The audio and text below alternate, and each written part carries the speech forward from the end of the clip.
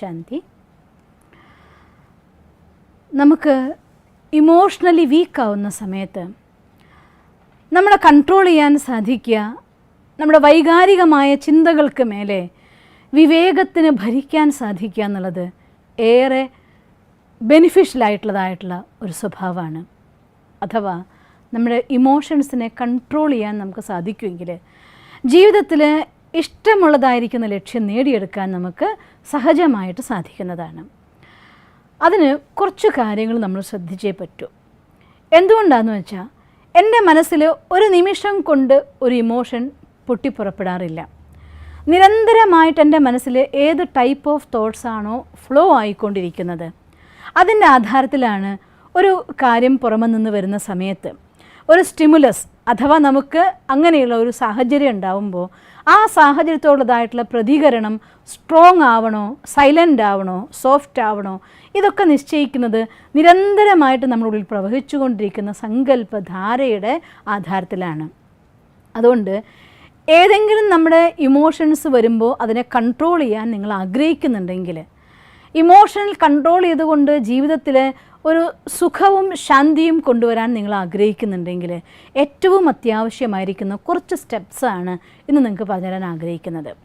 ഒന്നാമത് നമ്മൾ ചെയ്യേണ്ടത്, എല്ലാ മനുഷ്യന്മാരും ഒരു നിമിഷം ഒന്ന് പോസ് ചെയ്ത് ഉള്ളിലേക്ക് നോക്കി നോക്കിയേ, ഇപ്പം ഞാൻ എന്താ ചിന്തിക്കുന്നത് എന്ന്. ചിന്തയില്ലാത്തൊരു നിമിഷം മനുഷ്യന്മാർക്കില്ല, അതാണ് സത്യം. എപ്പോൾ വേണമെങ്കിൽ നിങ്ങളൊന്ന് പോസ് ചെയ്ത് നോക്കിയോളൂ, ഏതെങ്കിലും ഒരു കാര്യം ആ നിമിഷം മനസ്സ് ചിന്തിക്കുന്നുണ്ടാവും. ഈവൻ നമ്മൾ വിചാരിക്കുന്നുണ്ടാവും ഞാൻ ഈ വർക്ക് ഇപ്പോൾ നന്നായി ചെയ്തുകൊണ്ടിരിക്കുകയാണ്, എന്നാലും മനസ്സിൻ്റെ ഒരു ഭാഗം നോക്കിക്കഴിഞ്ഞാൽ ഒന്നുകിൽ ഇതിനെ ചുറ്റിപ്പറ്റിയുള്ള ചിന്ത, അഥവാ ഇതിന് മുൻ അനുഭവിച്ച ചിന്ത, അഥവാ ഇന്നലെ ഉണ്ടായ ഒരു കാര്യം, അല്ലെങ്കിൽ വായിച്ച കാര്യം, കണ്ട കാര്യം, അങ്ങനെ ഏതിലെങ്കിലൂടെയൊക്കെ നമ്മുടെ മനസ്സിങ്ങനെ പാറിക്കളിച്ചുകൊണ്ടേയിരിക്കുന്നുണ്ടാവും. ഇതിന് ഈ ഒരു സെൽഫ് ടോക്കാണ് പലപ്പോഴും നമ്മുടെ മൂഡ് ക്രിയേറ്റ് ചെയ്യാനായിട്ട് കാരണക്കാരനാവുന്നത്. ആ സെൽഫ് ടോക്ക് അഥവാ സ്വയം നമ്മളോട് നമ്മൾ സംസാരിച്ചു കൊണ്ടിരിക്കുന്ന ആ ഒരു ചിന്താധാരയുടെ പ്രവാഹത്തിൽ പോസിറ്റീവ് ആണെങ്കിൽ എന്തു തന്നെ പ്രശ്നം വന്നാലും നമുക്ക് നമ്മുടെ മേലെ കൺട്രോൾ ഉണ്ടായിരിക്കും. അത് മിക്സഡ് ആണെന്നുണ്ടെങ്കിൽ ചിലപ്പോൾ നമ്മൾ കുറച്ച് ഇമോഷണലാവും, വൈകാരികമായിട്ട് ചാർജാവും, അത് കഴിഞ്ഞാൽ കൺട്രോൾ ചെയ്യും. അതിൽ നെഗറ്റീവ് ആണെങ്കിൽ കൺട്രോൾ ചെയ്യാൻ പറ്റാത്ത വിധം നമ്മുടെ ഇമോഷൻസ് പൊട്ടിത്തെറിയായിട്ട് മാറാറുമുണ്ട്.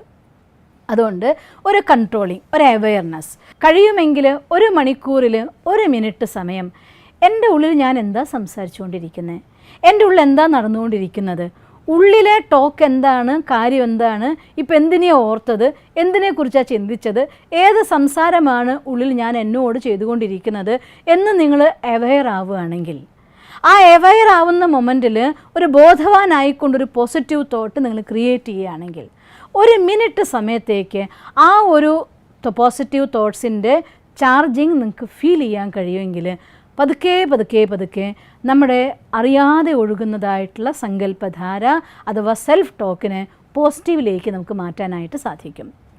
ഇങ്ങനെ കുറേയൊക്കെ ശ്രദ്ധിച്ച് രാവിലെ മുതൽ ഓഫീസിലെത്തി 11 മണി വരെ ഓരോ മണിക്കൂറിലും ഒരു തോട്ട് ക്രിയേറ്റ് ചെയ്ത് മുന്നോട്ട് പോയിക്കൊണ്ടിരിക്കുന്ന സമയത്തായിരിക്കും ആരെങ്കിലും ഒരാൾ 100% പറയുന്നതിന് മുഴുവൻ നെഗറ്റീവ് പറയുന്ന ആളുമായിട്ട് മീറ്റ് ചെയ്യേണ്ടി വരിക. രണ്ടാമത്തെ കാര്യം ഇവിടെയാണ് ശ്രദ്ധിക്കേണ്ടത്. ഇത്തരത്തിൽ ഒരാളോട് സംസാരിക്കുമ്പോൾ അവർ നിങ്ങളുടെ ഊർജം മുഴുവൻ ഇല്ലാതാക്കുന്ന, നമ്മുടെ എനർജിയെ വലിച്ചെടുക്കുന്ന, നെഗറ്റീവിലി ചാർജ് ചെയ്യുന്ന ഒരാളാണ് എന്ന് നിങ്ങൾക്കറിയാമെങ്കിൽ ബെസ്റ്റായിട്ടുള്ള മെത്തേഡ് പരമാവധി അവരുമായിട്ടുള്ള കമ്മ്യൂണിക്കേഷൻ കുറയ്ക്കുക. അഥവാ നിവൃത്തിയില്ല എങ്കിൽ പോസിറ്റീവ് വൈബ്രേഷൻസ് ആദ്യം അവർക്ക് കൊടുത്തിട്ട് അവരുടെ അടുത്ത് എത്തുക. നിങ്ങളോട് പറയുന്ന നെഗറ്റിവിറ്റിയുടെ അളവ് കുറയും. അവിടെ നമുക്ക് നമ്മുടെ മനസ്സിൻ്റെ മേലുള്ളതായിട്ടുള്ള കൺട്രോളിങ് അഥവാ സെൽഫ് ടോക്കിലെ നെഗറ്റിവിറ്റീനെ കുറയ്ക്കാൻ പറ്റും. പിന്നെ മൂന്നാമത്തെ കാര്യം, അങ്ങനെയുള്ളതായിരിക്കുന്ന നമ്മൾ പല വീഡിയോസിലും ഞാൻ പറഞ്ഞു തന്നിട്ടുണ്ട്, നമുക്ക് ചുറ്റുമുള്ള 5 ആളുടെ പ്രഭാവം എപ്പോഴും നമ്മുടെ ഉള്ളിൽ ഉണ്ടാവും. അതിൻ്റെ ആധാരത്തിലായിരിക്കും ഇപ്പോൾ ഒരു ഓഫീസിലാണെങ്കിൽ 10 ആളിരുന്ന് വർക്ക് ചെയ്യുന്നുണ്ടെങ്കിൽ ആ 5 ആളുടെ അല്ല 10 ആളുടെയും സങ്കല്പധാരയുടെ എനർജി അവിടെ സ്പ്രെഡ് ആവുന്നുണ്ടാവും, നിങ്ങളിലേക്കും വന്നുകൊണ്ടിരിക്കുന്നുണ്ടാവും. സ്വാഭാവികമായിട്ടും അവിടെയുള്ള ആളുകൾ ഇറിറ്റേറ്റീവ് മൂഡുള്ളവരാണെങ്കിൽ, അവിടെയുള്ള ആളുകൾ നമ്മളെ പരിഹസിക്കാനും കുത്താനും നിൽക്കുന്ന ആളുകളാണെങ്കിൽ ഒരു ഉച്ച കഴിയുമ്പോഴത്തേക്കും തന്നെ നിങ്ങൾ ക്ഷീണിച്ച അവസ്ഥയായിപ്പോൾ. കാരണം എന്തുകൊണ്ടാണെന്ന് വെച്ചാൽ അവരുടെയൊക്കെ നെഗറ്റീവ് എനർജി നമ്മുടെ ഉള്ളിലേക്ക് വന്നുകൊണ്ടിരിക്കുക. ആ ഒരവസ്ഥ ഇല്ലാതിരിക്കാൻ വേണ്ടിയിട്ട് എപ്പോഴൊക്കെ നമുക്ക് ഇങ്ങനെയുള്ളത് ഒരു കൂട്ടത്തിലേക്കാണ് പോകേണ്ടത്. നമ്മൾ ഡെയിലി പോകുന്ന പെരുമാറുന്ന ആളാണെങ്കിൽ അറിയാം. അതല്ലെങ്കിൽ അവിടെ ചെന്ന് കഴിയുമ്പോൾ ഓരോ മൊമെൻറ്റ് കഴിയുന്നതോറും നമുക്ക് മനസ്സിലാവും നമുക്ക് അവർക്ക് നമ്മളുള്ള ആറ്റിറ്റ്യൂഡ് എന്താണ് എന്ന്. അത് മനസ്സിലാവുന്നതിനനുസരിച്ച് അറിഞ്ഞുകൊണ്ട് മനസ്സിൽ positive thoughts, I am master almighty authority, I am a peaceful soul, I am a happiest soul, ഇങ്ങനെ ഞാൻ വളരെ ഹാപ്പിയാണ്, ഞാൻ വളരെ പീസ്ഫുള്ളാണ്, ഞാൻ മാസ്റ്റർ സർവശക്തിവാനാണ്, എൻ്റെ ഉള്ളിൽ എനിക്ക് എല്ലാ നെഗറ്റിവിറ്റിനെ അതിജീവിക്കാനുള്ള പോസിറ്റീവ് എനർജി ഉണ്ട്, ഭഗവാൻ എൻ്റെ കൂടെയുണ്ട്, ഇങ്ങനെയുള്ള കുറേ പോസിറ്റീവ് തോട്ട്സിനെ ക്രിയേറ്റ് ചെയ്തുകൊണ്ട് അറിഞ്ഞുകൊണ്ട് ക്രിയേറ്റ് ചെയ്തുകൊണ്ടേയിരിക്കുക. എന്നാൽ അവരുടെ പ്രഭാവം നമ്മുടെ ഉള്ളിലില്ലാതെ നമ്മുടെ ചുറ്റും ആ പോസിറ്റീവ് തോട്ട്സ് ഉണ്ടാക്കുന്ന ഒരു കവചമുണ്ട്, പോസിറ്റീവ് എനർജിയുടെ കവചം. അത് നമ്മുടെ എനർജീനെ ഡ്രെയിൻ ഔട്ട് ആവാതെ ഇമോഷണലി വീക്ക് ആവാതെ നമ്മളെ പവർഫുള്ളായിട്ട് മെയിൻറ്റെയിൻ ചെയ്തുകൊണ്ടിരിക്കും.